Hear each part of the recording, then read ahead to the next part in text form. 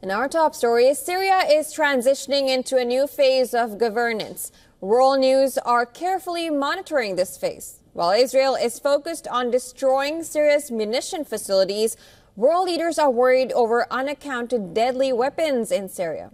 Now here's a report for more.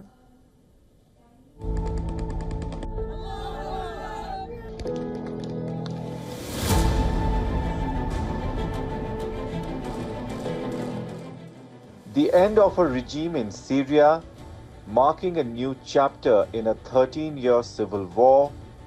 The world is watching anxiously if Syria's new rulers can stabilize the country.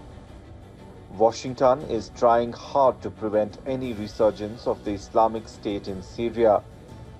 The US has sent its top diplomat Antony Blinken to West Asia to tap its Arab and Turkish allies.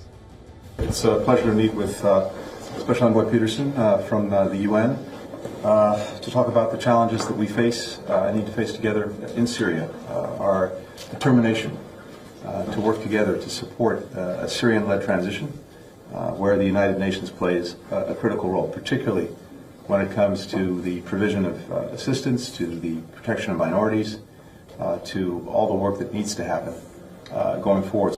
The rapid events that change of the political landscape in Syria has sparked uncertainty about the country's future. Syrian opposition leader says he has a plan to cope up with the change. If you split it into stages, first stage is really making sure that the safety and security of citizens achieved. The security and safety of public institutions also, and to rerun the economic cycle of the people and get also all the basic needs for them secured in place. The second step is how to do the transitional period between the interim situation and transitional period and the permanent period of Syria, political change. Right now, this existing governing system, it is temporary. It is mainly now intermediate, but then we have to pass through transitional period, which should be, according to the UN Security Council Resolution 2254, it should be about 18 months.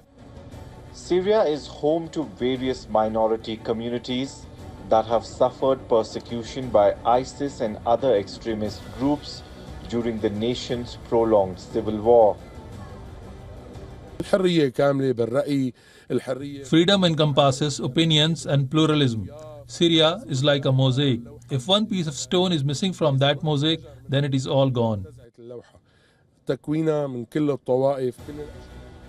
Syria currently is facing bombardment from Israeli forces.